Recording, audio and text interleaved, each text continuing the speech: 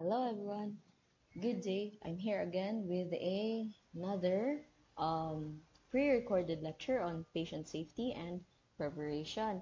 So this will be just a short lecture because this is just an easy topic. So okay, so let's start.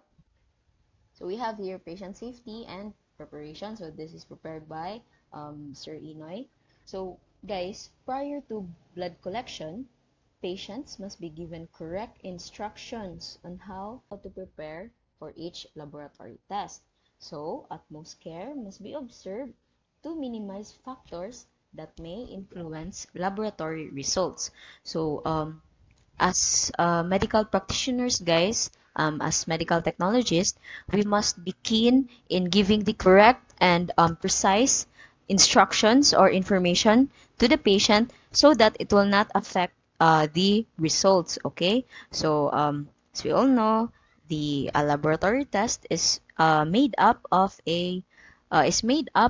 three parts. So we have um, your pre-analytical phase, your analytical phase, and then your post-analytical phase. So pre-analytical phase, it's all about the patient preparation, patient identification, your specimen handling, your storage, everything not related sa pagkuan. Wala pa nimo git-test ang sample. Okay? And then we also have your analytical phase, which is the kuan na diri na mo mubuhat sa inyong test. And then we also have errors here, like for example sayop ang kuan, sayop ang pipetting na kuan way, or pwede sad sayop ang reaction, so ma-fall na siya sa imuhang analytical phase. And then the last part, we have your post analytical phase.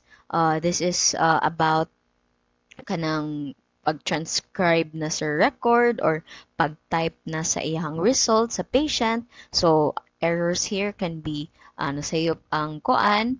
Like for example, ang results ni patient A na encode sa patient B, and then and koan, everything related na koan kanang after sa test, that is your post analytical phase.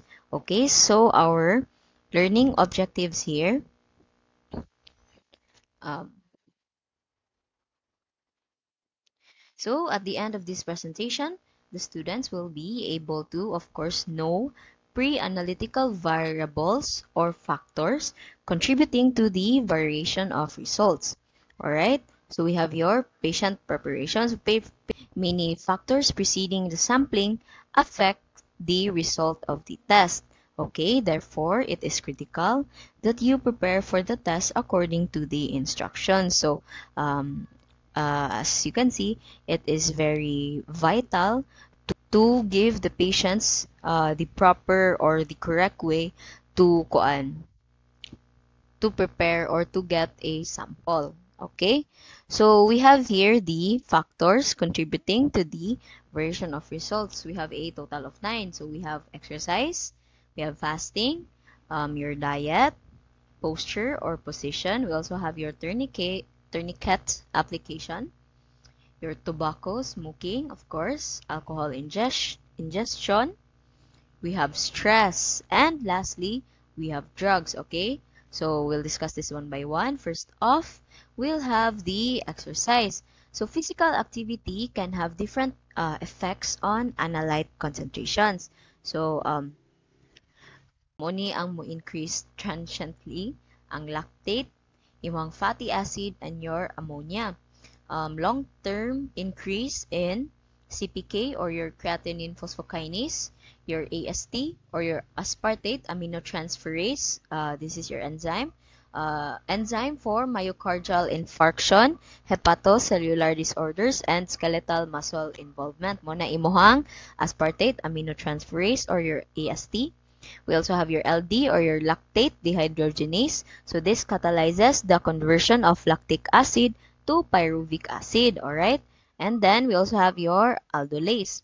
So it is also increased in prolactin, testosterone, luteinizing hormones, and is decreased in follicle stimulating hormone, your FSH, and also here in your luteinizing hormone. Okay, that's it for exercise. Next up, we have fasting. So, usually, for those kanang lipid panel, um, we instruct the patient to fast for at least 8 to 12 hours. So, dapat dili siya mo lapaw to 12 hours kay ma-overfast na sa patient, dili na reliable ang results na makuha nimo, okay? So, dapat NPO ni siya guys ha, non per orem, dapat wala dyo ibutang sa mouth if mag-start na og fasting, okay? So here we have up to 12 hours of fasting before laboratory test may help get the most accurate result. For example, we have 8 to 12 hours here. Muni ang gingon, your glucose, your lipids, and your lipoproteins. So 48 hours fasting may increase serum bilirubin, and 72 hours fasting may increase plasma tag or your triglycerides. Okay, so these are the specimens that requires fasting. We have your FBS, your fasting blood glucose, your GGT or your glucose tolerance test, your TAG, triglyceride, lipid, and lipoprotein test, also your gastrin and insulin. All right. Next, we have your another factor. We have your diet. So assessing diet factors in some cases can help interpret unexpected results. Alright, fat-rich food may increase potassium. We also have your ALP or your alkaline phosphatase. This is significant. Ang imong ALP is significant in your obstructive jaundice and Paget's disease. So Paget is spelled as wait guys, magsulat na sad ko. Oh my gosh. Hala. May tagmagat sa ninyo ni guys, okay? That is Paget's disease. Okay? Di na siya guys ha. This is shortcut for disease, okay? Paget's disease for ALP, alright? We also have your serotonin-rich food. May increase urinary excretion of your 5-HAAA or your hydroxyindole acetic acid. Caffeine increases your concentration of glucose. Of course, kanang permi magkape samot na ron inyong third year, sleepless nights. Mag-morning the night na mo usually. So, take note ha, mo increase inyong glucose ani. And then, I advise you na sige ra jud mo inom og tubig, okay? So, in obese persons, increase ang your LD or your lactate dehydrogenase, your cortisol, and your glucose. Okay? Alright? Next, we have your posture or position. So, preferred position during phlebotomy is upright position or supine or your lying position.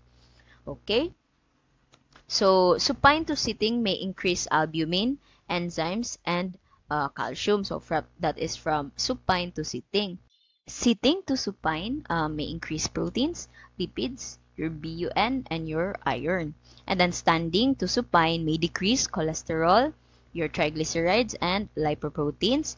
And then prolonged bed rest may decrease plasma albumin. So it is vital that patients should be seated or maybe lying for at least 15 to 20 minutes before blood collection, okay, to prevent hemodilution or hemoconcentration, okay.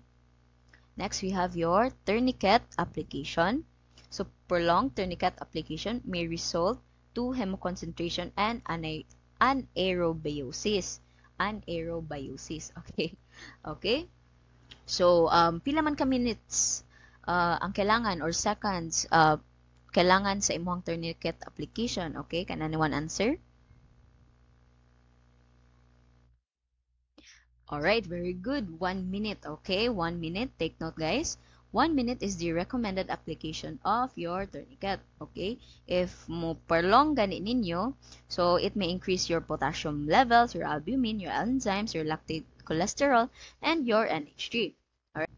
It will also decrease your venous PO2 and your pH. If ever na ay lactate test si patient, tourniquet use should be minimal, okay? So, Alright, so 1 minute guys ha.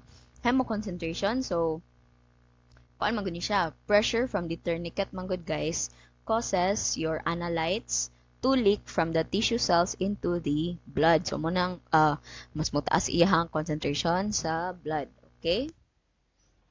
Next, we have your tobacco smoking, your nicotine.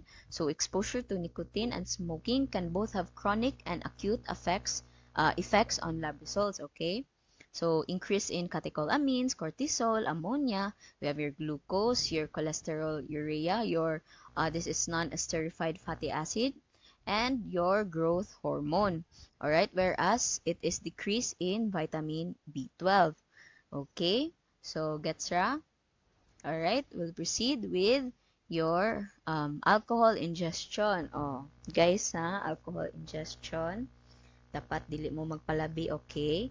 So, the effect of alcohol consumption on laboratory investigations depends on the duration and the extent of use, okay? So, we have acute or your transient alcohol intake may increase, of course, your lactate. And then for chronic, it increases your urate, your triglycerides, your GGT or your gamma glutamyl transferase. So this GGT, it can be found in the canaliculi of your hepatic cells. And also, chronic alcohol intake may increase creatinine kinase or your CK enzyme, okay? And then, next, we have your stress, okay? So, I know you guys are under a lot of stress right now. So, I hope na you are finding ways to distress even though dili na kayo mo kalaag or ka-eat out. Okay, so mind your mental health. Alright, let's proceed. So, stress or anxiety may affect your adrenal hormone secretion. So, it increases catecholamines, cortisol, insulin, albumin, and glucose. And then total cholesterol may increase with mild stress. And HDL cholesterol may decrease as much as 15% if stressed the patient. Alright, stress may result in hyperventilation. So, hyperventilation affects your acid-base balance. Okay, and lastly, we have your drugs. Okay, the medicine that the patient is taking can significantly affect lab results. Therefore, this needs to be taken into consideration when interpreting results. Samot na sa koan, as manotice ninyo pohon sa inyong internship, ang lab request na siya koan ginanote na taking this drug or koan maybe taking warfarin or heparin or unsa ba koan. So these drugs may inhibit or may may affect jud your unsay tawag ni your result. Maglantaw nimo kay medyo mubo siya, for example ang sugar niya, and then paglantaw nimo pag delta check nimo, di ba? Pag delta check nimo okay or taas gikan iyahang kuan, taas gikan iyahang glucose, and then pag check nimo sa iyang request na ay ginote dito na taking insulin medication, okay? For example, na siya guys ha. So dapat good as much as possible i-note good kung unsang mga medicines ang ginatake ni patient. Alright? So hepatotoxic drugs may increase liver function enzymes, of course. Opiates, okay, opiates, kabalo na taon sa opiates, may increase liver and pancreatic enzymes. And then diuretics may decrease sodium and potassium. Kaya of course, sige panghi si patient, sige sad na kuan kanang ma-release sad ang imuhang electrolytes. Okay, so that's it for this pre-recorded lecture. So we have a total of 9 pre-analytical variables or factors contributing to the variation of results. Alright, we have exercise, fasting, diet, posture or position. We also have tourniquet application, tobacco smoking, alcohol ingestion, stress, and lastly, drugs. Okay? So, if you have any questions, guys, on this lecture, you may send me a message in the Messenger app. Okay, so thank you so much for sticking with me for this pre-recorded lecture. I hope you have a great day ahead. Thanks, guys. Goodbye.